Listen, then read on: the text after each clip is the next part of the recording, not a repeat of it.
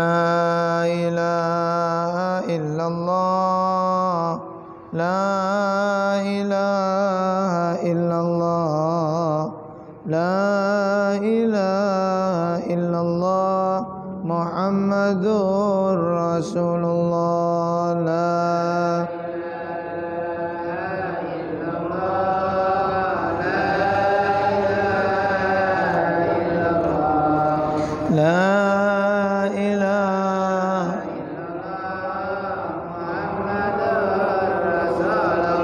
Ya Allah biha, Ya Allah biha, Ya Allah bi husnil khatimah, Ya Allah biha, Ya Allah biha, Ya Allah bi husnil khatimah, Ya Allah.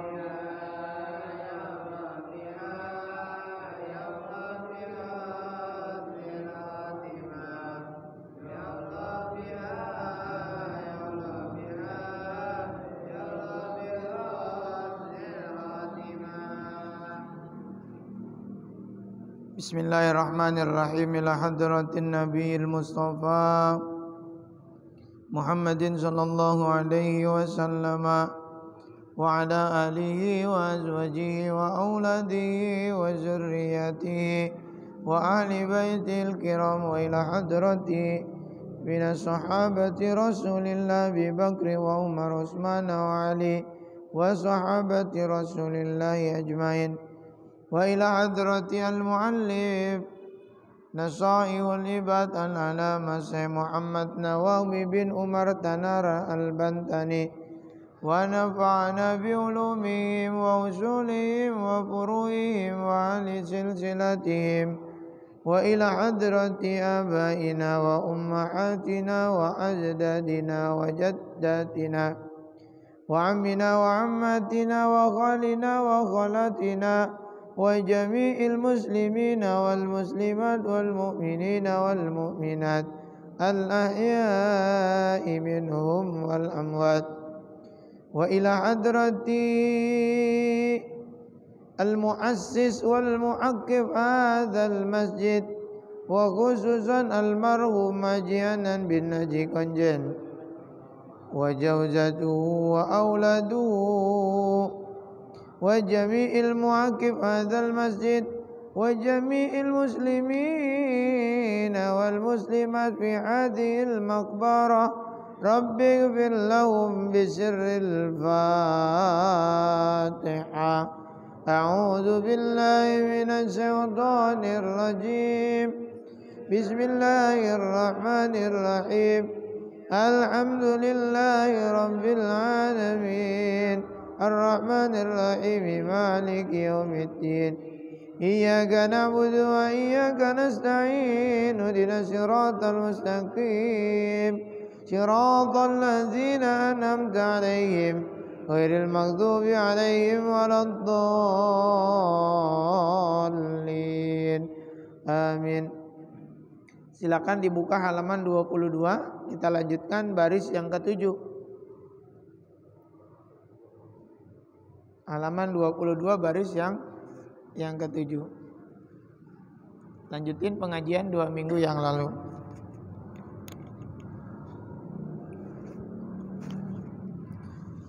Bismillahirrahmanirrahim.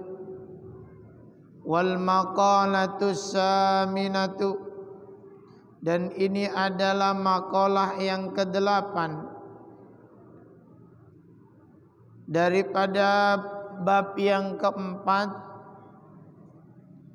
An Utsman radhiyallahu anhu, dari sahabat Utsman bin Affan radhiyallahu anhu, semoga Allah memberikan keridhaan kepadanya.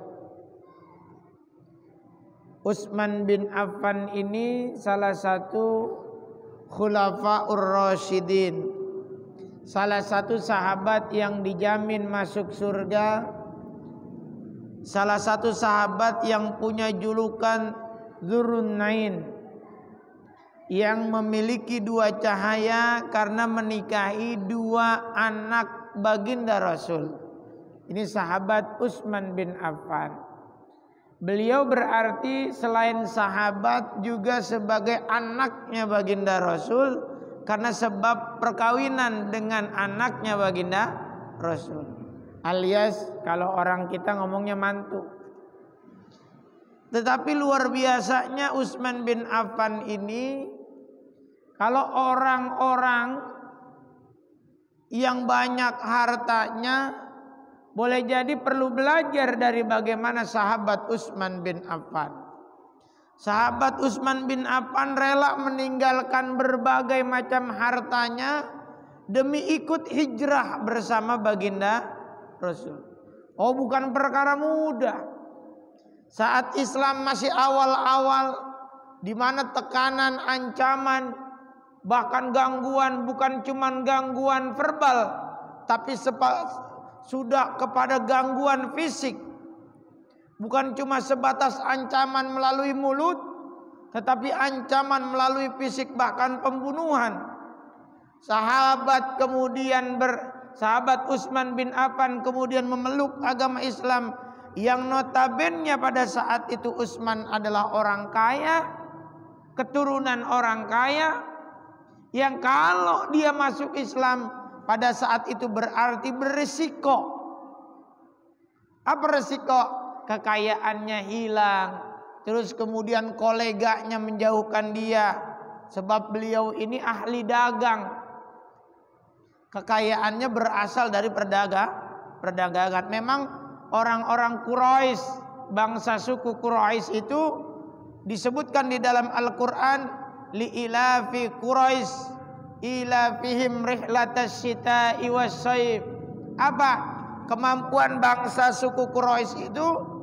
Adalah berdagang. Ketika di musim dingin, dia berdagang ke negeri Yaman. Ketika musim panas, dia berdagang ke negeri Syam. Itu orang-orang Quraisy, suku bangsa Arab. Memang begitu. Nah, Utsman bin Affan memilih keimanan, memasuki agama Islam dan hijrah bersama Rasul, meninggalkan hartanya. Coba bayangin tuh. Terus yang menariknya lagi, ada satu kisah diceritakan pada saat musim kering. Pada saat musim kering, di mana orang-orang umat Islam pada saat itu tidak bisa bersuci, tidak bisa mandi dan sebagainya. Ada satu sumur punya orang Yahudi yang masih ada airnya. Akhirnya kemudian baginda Rasul bilang, atas laporan para sahabat bahwa sudah tidak ada air, sudah kekeringan, cuman ada satu sumur, yaitu milik perempuan Yahudi, dan itu pun orang Yahudi itu sudah melarang menggunakan air buat kita semua. Lantas kemudian Nabi mengatakan, siapa yang kepengen tinggalnya di surga?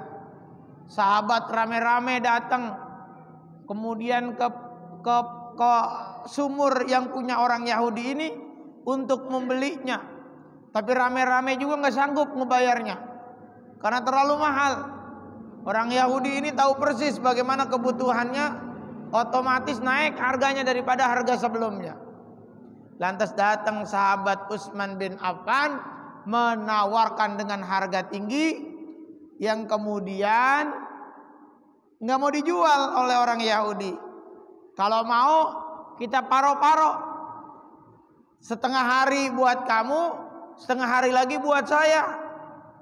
Bagaimana? Utsman menyetujui. Lantas kemudian orang Muslim ngambilnya di waktu punya Utsman bin Affan. Orang Yahudi ngomong, kalau begini merugi saya. Di waktu saya nggak ada yang ngambil air, nggak ada yang beli air. Semua orang pada ngambil airnya di waktu sahabat Utsman. Akhirnya kemudian orang Yahudi ini ngomong kepada Utsman, kalau begitu jual aja dah sumur saya, beli aja semuanya lah, percuma saya juga. Nah, akhirnya dibelilah oleh sahabat Utsman dengan harga yang tinggi. Nah, urusan dermawan jangan ditanya bagaimana sahabat Utsman. Bahkan beliau cuma menyisakan sedikit untuk keluarganya, sisanya digunakan untuk dakwah Islamiyah, perjuangan baginda Rasulullah sallallahu alaihi wasallam. Ini sekelumit tentang sahabat Utsman bin Affan. Begitu. Apa kata Utsman bin Affan? Wajadtu, aku mendapati halawatal ibadata, kenikmatan ibadah.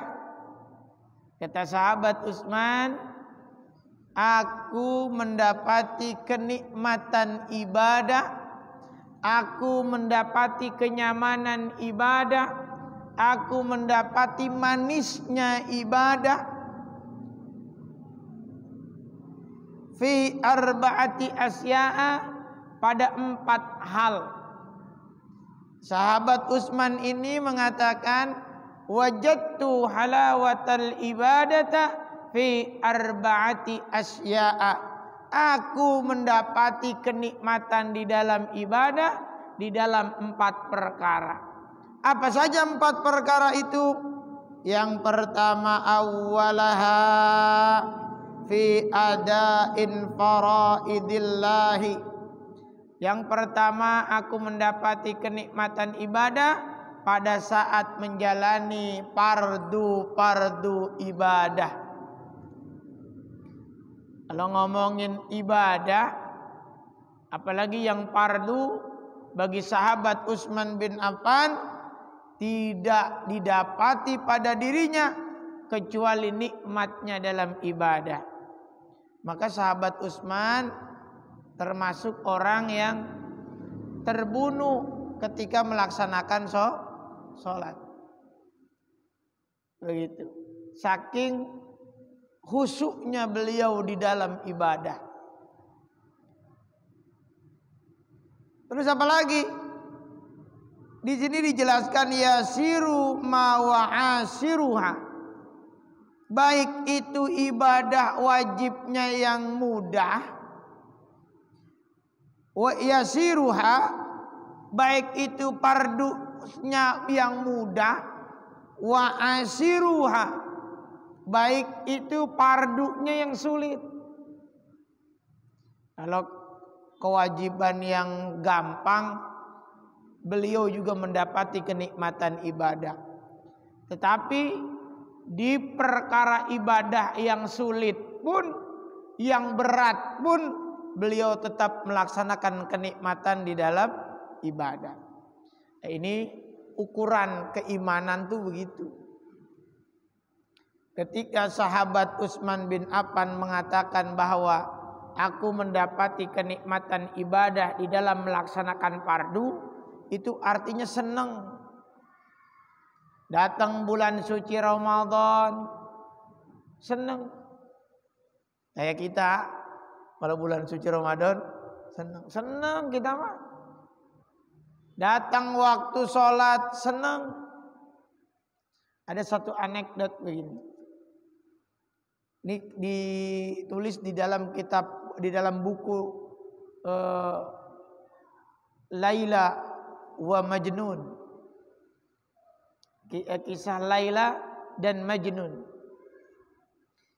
Majnun ini tiba-tiba lewat di barisan orang yang sedang sholat. Ngelewat aja dia mah begitu. Selesai sholat, yang dilewatin ini protes sama Majnun. Wahai Majnun. Majnun itu bahasa Arab, artinya gila begitu. Namanya bukan Majnun. Majnun, karena gila, karena begitu dipanggilnya Majnun. Kenapa kamu lewatin orang sholat? Apa kata Majnun? Yang gila bukan saya, yang gila situ. Kok bisa? Saya ngelewatin orang sholat karena saya nggak ngelihat situ pada sholat, tapi yang tertuju dalam pandangan saya melihat Laila. Sementara situ lagi sholat, berfokus kepada Allah, masih suka ngeliatin saya lewat. Paham nggak sampai di sini? Orang gila lewat karena dia nggak ngelihat orang sholat. Yang dilihat cuma tujuannya. Sementara kita sholat, sedang berkomunikasi dengan Allah masih suka ngeliatin orang lewat. Siapa yang gila? Kalau begitu siapa yang gila? Coba ini sentilan wa sentilun dari kisah Laila wa Majnun. Saya baca buku Laila wa Majnun itu, memang kisah percintaan sepasang kekasih yang kemudian jadi gila lantaran tidak disetujui. Saking kemudian tidak disetujuinya, Laila meninggal duluan menahan rasa cintanya. Syuk Zauk begitu. Dalam kitab Syarah Tanqihul Qaul, orang yang menahan rasa rindu dalam rangka meninggalkan perkara haram itu meninggalnya mati syahid. Ada sepasang kekasih mau menikah, tapi kemudian demi menjaga perkara yang haram dia tidak bertemu dengan kekasihnya, sampai kemudian rindu berat sampai menyebabkan kematian, syahid matinya. Makanya kangen-kangen sama pacar, sama kekasih, syahid. Tapi jangan kangen sama janda, itu lain cerita, ya. Begitu. Yang udah punya istri jangan ngangenin yang lain, begitu. Nah, ini ingin saya sampaikan begitu. Nah, kisah dalam kitab Laila wa Majnun itu saya menilainya adalah kisah sufistik. Kajian ahli suffah, kajian tasawuf. Apa sebab? Muatannya muatan tasawuf. Cerita tadi sederhana, orang lewat depan sholat, otomatis kesinggung yang di depan sholat karena sholatnya dilewatin. Tapi yang bikin luar biasa adalah perkataan si Majnun. Saya lewat orang sholat karena saya nggak ngelihat Anda sedang sholat, yang saya lihat cuman Laila. Tapi Anda lagi sholat berkomunikasi dengan Allah, yang justru terlihat saya yang lagi melintas. Berarti apa? Berarti sholatnya belum khusyuk. Wah, ini kajian sufistik. Nah, ketika Laila kemudian meninggal, Majnun diceritakan berdiri tidur di atas kuburan Laila sampai kemudian Majnun akhirnya meninggal di atas pusaranya Laila. Sambil kemudian si Majnun berkata, kalau bukan karena engkau, karena ketiadaan engkau. Kalau orang-orang menganggapnya berarti rasa cinta yang dalam kepada seorang kekasih, tapi hakikatnya cinta kepada kekasih manusia akan putus seiring jalan, seiring waktu dan dimensi. Seberapapun seorang suami istri saling mencintai, bergandengan tangan sepanjang jalan dan hari, satu saat dia pasti berpisah dengan apa yang dicintainya. Betul apa enggak?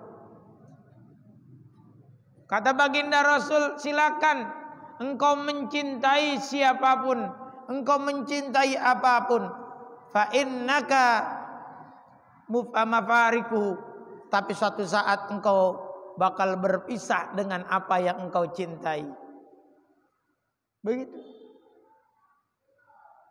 Cintailah apa yang kau cintai, tapi fa innaka mafariku, engkau akan berpisah dengan apa yang kau cintai.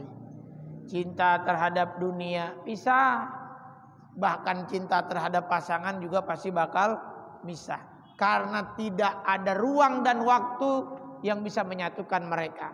Tapi kecintaan apa yang tidak terbatas ruang dan waktu? Kecintaan seorang hamba kepada Allah Subhanahu wa ta'ala. Nah, pondasinya Utsman bin Affan mendapatkan kenikmatan ibadah itu cinta. Kalau tidak cinta, kalau pondasi ibadahnya bukan al-hub, niscaya dia tidak akan mendapatkan kenikmatan itu.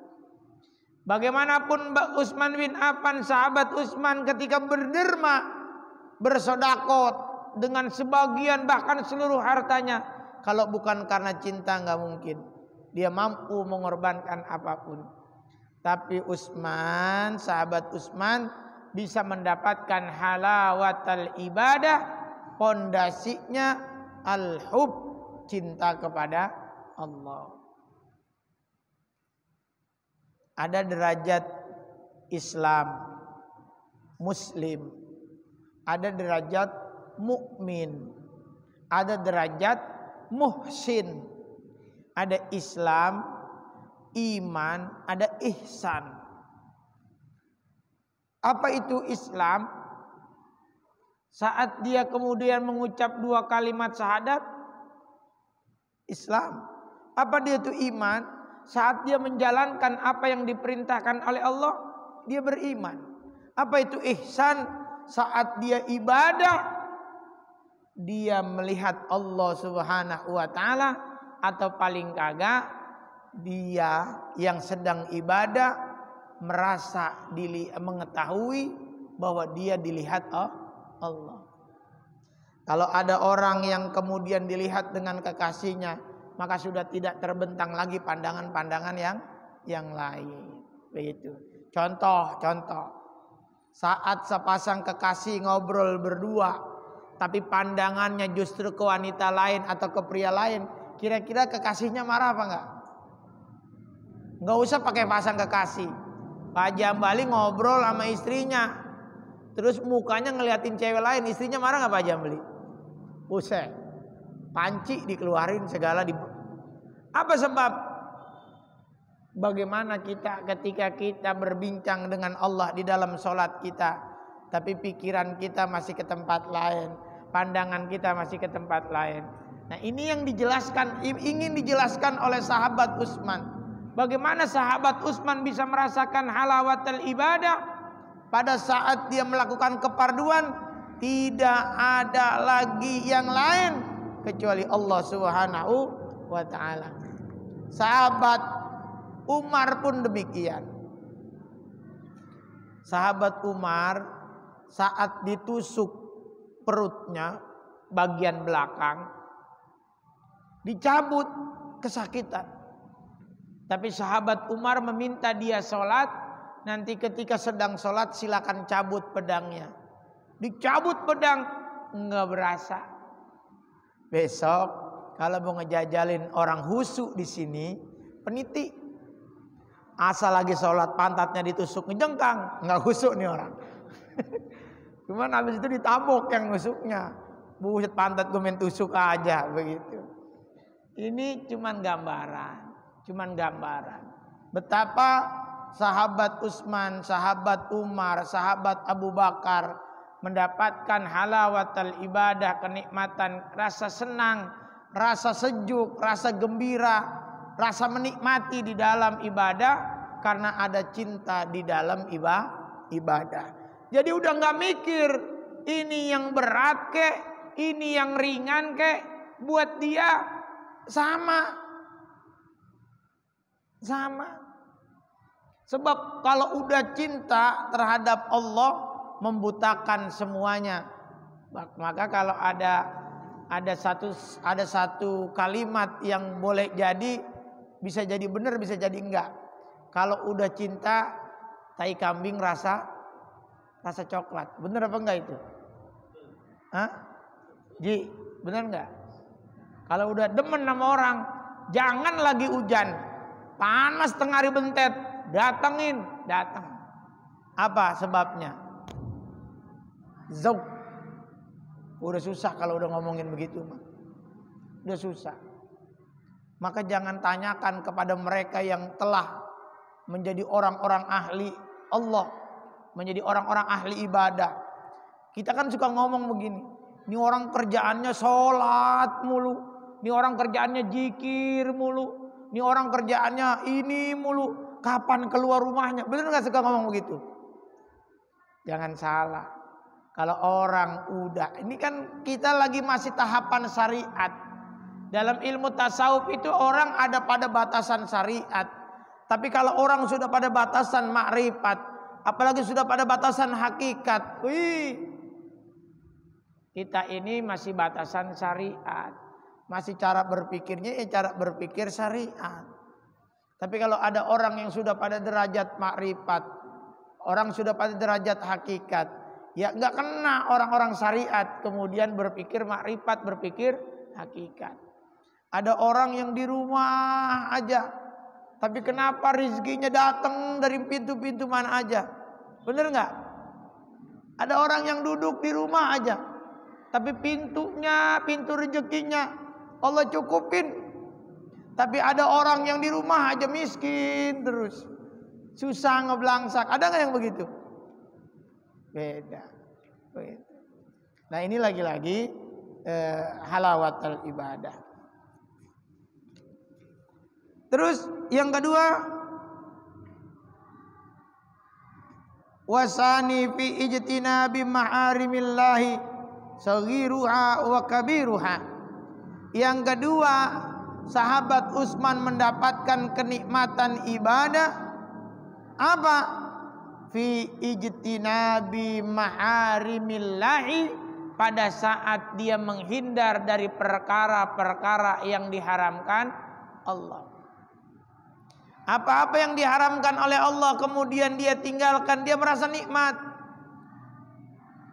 Banyaklah, nggak perlu saya contohin perkara-perkara haram. Minuman keras, perjudian yang diharam-haramkan oleh Allah Subhanahu wa taala. Ketika dia mampu menghindar itu, terus kemudian mendapatkan kenikmatan di dalam menghindar perbuatan haram itu, maka dia merasakan halawatal ibadah. Saghiruha wa kabiruha, baik itu perkara yang kecil maupun perkara yang besar. Zaman sekarang ekonomi sulit, bener apa enggak nih? Bukan main. Kadang-kadang iman suka diuji sama Allah.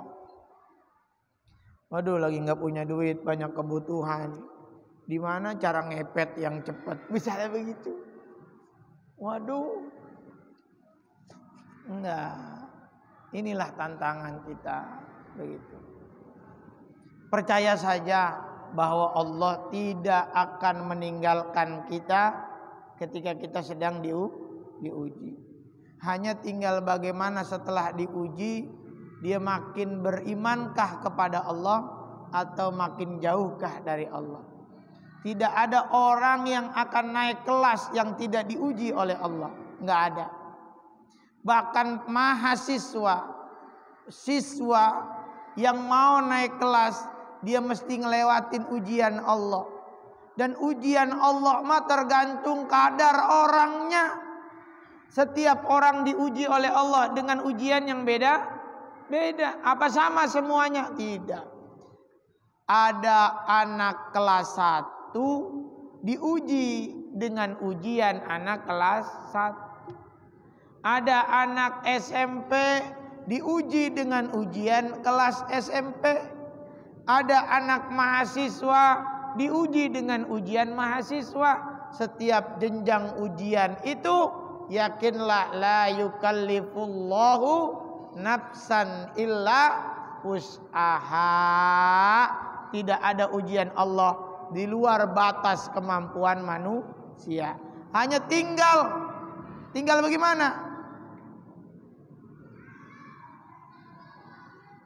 Allah bersama orang-orang yang sabar. Innallaha ma'as sabirin. Di ujung ayat dalam surah Al-Baqarah, walanabluwannakum bisai'im minal khauf, pasti aku uji seseorang hamba dengan khauf, rasa takut, walju, rasa lapar, wa naqsim minal amwal, kurang harta sedikit, uang dikit, nggak punya duit dan sebagainya, wal angkus, kematian, wassamarot, dan juga kesejahteraan pangan. Tetapi kata Allah, kasih kabar gembira, wabasyiris sabirin, buat orang-orang yang sabar. tinggal milih begitu. Tidak ada ujian yang tidak ada ujungnya. Ketahui itu. Termasuk kita saat ini, bangsa kita lagi diuji. Tapi percaya tidak ada ujian yang tidak ada ujungnya. Tinggal kita bersabar saja kepada Allah Subhanahu wa taala. Yang ketiga, apa tempat yang dirasakan kenikmatan di dalam ibadah oleh sahabat Utsman?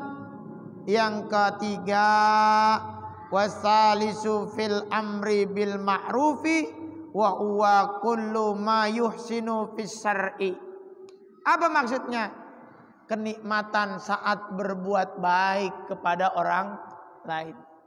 Dan perbuatan baik kepada orang lain atau perbuatan baik itu patokannya apa? Wa huwa kullu ma yuhsinu fis syar'i. Kebaikan itu patokannya syariat. Contoh begini. Ada orang pengen ngebunuh orang. Kayak kita tawarin, nih gue punya golok, lu mau minjem gak golok gue? Hanya begitu mah bukan kebaikan. Ta'awanu 'alal birri wat taqwa wa la ta'awanu 'alal ismi wal udwan. Patokannya itu. Kalau nolongin orang dalam rangka ketakwaan itu kebaikan namanya. Tapi kalau nolongin orang dalam rangka perbuatan dosa, ada orang mau mabok, mau minum minuman keras. Weh, tolongin gua lah. Tolongin ngapain? Nih gua balas belanjanya, beli minumannya. Lu yang beliin minuman dah. Boy, ini mah pahala buat lu. Enggak. Yang begitu enggak ada pahalanya, malah bertambah dong. Gua mau minum. Lu enggak usah minum, tapi yang penting lu temenin gua minum. Yang begitu bukan kebaikan, yang begitu juga malah bertambah keburukan. Patokan kebaikan itu syariat. Begitu. Kalau yang mau nolong, maka tolonglah kira-kira dalam rangka ketakwaan, dalam rangka menuju Allah Subhanahu wa taala. Nah, sahabat Utsman tuh tadi yang saya bilang, hartanya sebegitu luar biasanya ketika buat dakwah Islamiyah, buat perjuangan baginda Rasul. Apa sahabat Utsman pernah berpikir dua kali? Tidak. Kenapa? Dia senang ngelakuin yang kayak begitu. Contoh Pak, Abu Bakar itu di rumahnya nyimpan emas. Nyimpan emas, sengaja nyimpan emas. Ketika ditanya, kenapa ya Abu Bakar kamu menyimpan emas? Apa jawaban Abu Bakar? Supaya saya tiap tahun bisa zakat. Zakat harta. Kalau kita kebalikan, bagaimana caranya supaya enggak bisa bayar zakat? Sekalipun bayar zakat fitrah, cari masjid yang bayarnya rada murah. Bener apa enggak? Masjid sini berapa bayarnya? 35.000. Masjid sono 50.000. Lah yang sini aja yang murahan 35. Begitu enggak? Jangankan buat bayar zakat harta, bahkan beli beras buat zakat fitrah pun kita masih milih beras yang kira-kira rada murah.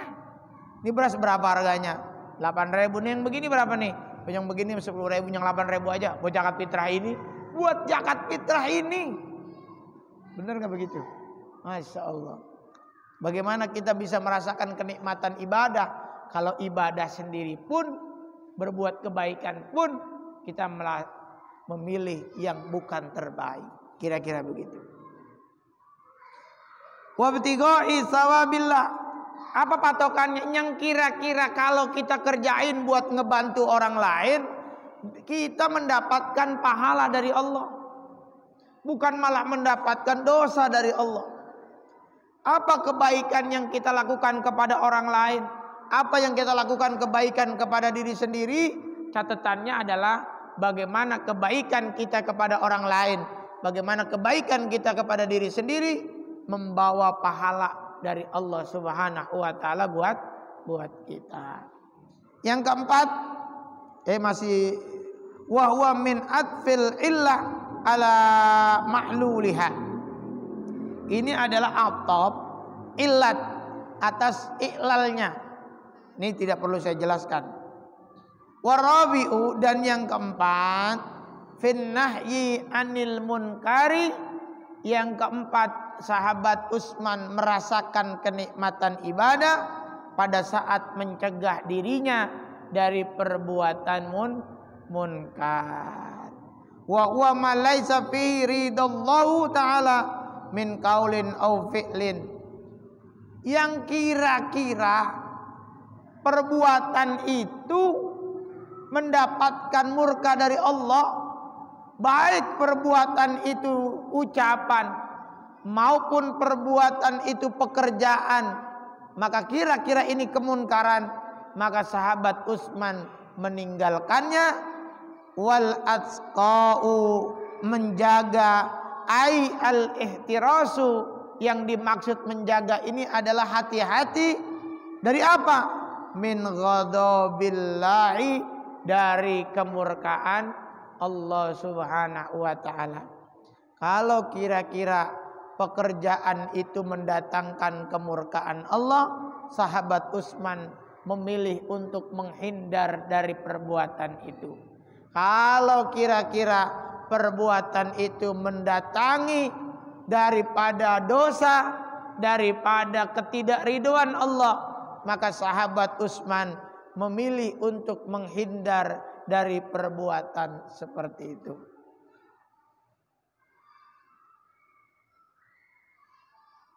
Wa huwa min atfis sababi ala sababi, dan ini adalah atap sabab atas sebab. Jadi di atas dengan bawah itu sebab-sebabnya. Mencegah, demen sama ibadah. Yang satu lagi terus kemudian menghindar daripada perbuatan buruk. Yang satu lagi kemudian demen dengan perbuatan buruk. Kedua-duanya, kalau dia senang dengan perbuatan baik, dia mesti juga senang menghindar dari perbuatan buruk. Kalau ada orang, nih kelas kita nih masih STMJ nih, sholat terus, maksiat jalan, bener gak? Kita mah masih suka sholat, senang sholat mah, tapi maksiat juga masih suka ngelaksanain. Kalau sahabat Utsman, kalau udah senang dengan kebaikan, kalau udah senang dengan ibadah, harusnya senang juga meninggalkan keburukan dan meninggalkan apa-apa yang kira mendatangkan kemurkaan Allah Subhanahu wa ta'ala. Wallahu a'lam bishawab. Al-Fatihah. A'udzu billahi minasyaitonir rajim. Bismillahirrahmanirrahim. Alhamdulillahi rabbil alamin. Ar-Rahmanir Rahim. Maliki yaumiddin. Iyyaka na'budu wa iyyaka nasta'in. Ihdinas siratal mustaqim, siratal ladzina an'amta 'alaihim ghairil maghdubi 'alaihim waladdallin. Astaghfirullahaladzim, lakal hamdu ya maulana ya ma'bud ya karim. Allahumma salli ala sayyidina Muhammadin fil awwalin wal akhirin, wa barik wa sallim wa radiyallahu ta'ala an kulli sadatina sabi rasulillahi ajma'in. Hamdan syakirin, hamdan na'imin, hamdan yuwafi ni'amahu yukafi'u mazidah. Ya Rabbana lakal hamdu kama yanbaghi li dhalali wajhikal karim wa azimi sultanik. Allahumma salli ala sayyidina Muhammad wa ala ali sayyidina Muhammad. Allahumma anfa'na bima 'allamtana wa 'allimna ma yanfa'una warzuqna ilman yanfa'una. Allahumma aghnina bil ilmi wa zayyina bil ilmi wa akrimna bit taqwa wa jamilna bil afiyah. Allahumma inna nas'aluka ilman nafi'an wa amalan mutaqabbalan wa rizqan wasi'an wa halalan thayyiban wa ilal khairi qaribna wa anis syarri ba'idna. Allahumma rabbana ighfir lana wa liwalidina wa limuallimina wa jami'il muslimina wal muslimat wal mu'minina wal mu'minat al-ahya'i minhum wal amwat. Rabbana hab lana min azwajina wa dhurriyyatina qurrata a'yun waj'alna lil muttaqina imama. Rabbana zalamna anfusana wa illam taghfir lana wa tarhamna lanakunanna minal khasirin. La ilaha illa anta subhanaka inni kuntu minaz zalimin. Rabbi shrah li sadri wa yassir li amri wahlul 'uqdatam min lisani yafqahu qawli. Rabbana atina fid dunya hasanah wa fil akhirati hasanah wa qina adzabannar. Sallallahu ala sayyidina Muhammadin walhamdulillahi rabbil alamin. Assalamualaikum warahmatullahi wabarakatuh.